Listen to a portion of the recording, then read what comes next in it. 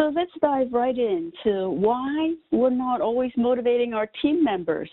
I'm guessing that you joined this webinar because it's interesting to you and you want to learn how to motivate other people on your teams. Could actually be, up or down the organization. You might want to be managing up and you feel like you're just missing the mark. Whatever you say is not getting the results that you want. Why is that? Well, there are obviously other components to it, but motivation is definitely a key. The other components are things like emotional intelligence or behavior styles and things like that, which we're not going to cover in today's webinar. And I believe I already have some recordings of those that you can look up, on this platform. But today we're going to focus on how to motivate our team members. And the first thing we do as human beings, because that's how we were taught, is that we apply the golden rule typically. When we were children and we wanted to do something, our parents or our caretakers always told us, do unto others as you would like others to do to you. So Wikipedia says the golden rule is basically a law of reciprocity, sort of reciprocate. I do this for you that you want, that I like. So it's that idea that you should treat others like how you want to be treated. But as we know, that doesn't always work. We've all been shocked maybe in our lives from, when we were children to adults, that people don't think like we do. Why is that? The main reason is that your values may not align with theirs. And what that means is that you may think something is of great value, something is so important, but to them it's not important at all. And you can't understand that. How can something like this not be important to everybody? You'll find out what motivates you may not motivate someone else. So, I work with different types of clients, and sometimes I work with, take an example of a salesperson that we can always relate to because we've interacted with salespeople before. I spoke with a star sales performer who says to me, I don't understand why it's so obvious that buying my product is going to help them save money, be more efficient. And I don't understand why they just don't buy it. And that's an example of how he thinks is so obvious because those are the things that would appeal to him, but not to everybody else.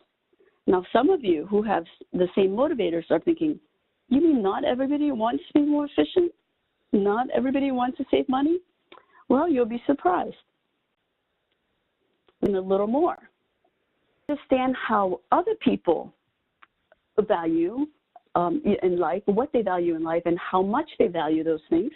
You want to know about yourself first. What motivates you?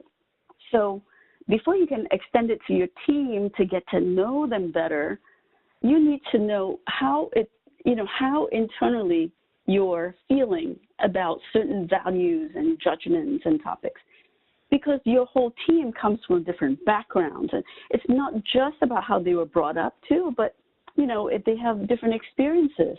Maybe something worked for you, but the same exact thing in a different circumstance didn't work for them. So they arrived at a different conclusion on whether they should value something. Of course, if people come from diverse cultures and backgrounds that they've been taught ever since they were children not to overvalue certain things. So, cultures clash, and what you think may motivate you or your family may not motivate others. So let's talk about different motivators and have you do a little soul searching for just a few minutes to figure out where your motivators lie if you've never done one of these assessments before. And, we're kind of doing a shortcut of it. We have a 40-minute assessment that you can take, and with a debrief and consulting and so forth. But I just want to do a brief exercise with you. So Springer, in his book, Types of Men, of course, the title is translated because he's German, came up with 6 groups of motivators, which we think are very applicable to the workplace. So these are the names, which we'll dive into. But essentially, Springer talked about how each of us, although we're motivated to some extent similarly, you know, we all want to do a good job. We all want praise. We all want to be recognized. And, you know, we want to make other people happy and all that to some extent. But there's a scale on each of these 6 motivators where you could be, you know, middle of the road, just like everybody else, majority of people, or you could be at the low end or the high end of that scale that will make you do different things. It causes you to take different actions than maybe the people in the middle who are the majority. So let's take a look. Motivators that I talked about would be things, you know, that we're all on that scale for. It would be things that would help you value certain things positively or negatively.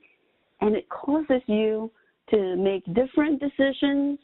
And when you are working towards that motivator, you feel engaged, you feel fulfilled. And what you do as a person is that you just imagine this is like a house with 6 different rooms, you know, given the 6 different motivators.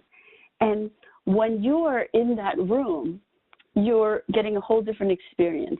So one room could be, you know, a den. You look outside, you see green trees and, you know, a stream running through the front of your house or what have you. And you feel very fulfilled. That's one window. Another window could be in the room of the kitchen where you're happy as, you know, creating something and being other people, your family, what have you. You get the idea. Different rooms have different feels. And we actually, as human beings, see the world through the window in that room that we're always in. Okay, so we spend most of our time in those rooms, and that's how we see the world. Surprisingly, not everybody is in the same room with us and seeing the same things with us. Sometimes they're seeing different things. So we can, but on the other hand, if you have the same motivator as somebody else and they're always in the same room as you, even if their behavior styles are different, like you might be extroverted, they might be introverted, you still have the same values and you get along really well. So these rooms where we're in, you know, it's just a metaphor, whichever windows you're looking out of is what influences your perceptions, what you perceive to make you happy, or what you consider success to be, or how you think about objects, you know, things of possession, and even just how you make decisions, whether you want to do something or not do something. So I'd like you to just take even just half a minute to think about the 3 current roles that you play. Let's talk about, you know, the work. Maybe I'm a project manager, and I'm also a decision maker, and I am, you know, a teacher. I teach at Lehigh. And these are my 3 current roles. But the most satisfying one is one of them because I get to do this, or because I get to, you know, because I become something. And then number 3, while I'm working in that role, here are the things I want to gain. So take a minute and write that down. It should pop into your head. If you're thinking too hard, then it's not the right answer. Think about, what are the 3 things that I currently do, and which of those do I enjoy more?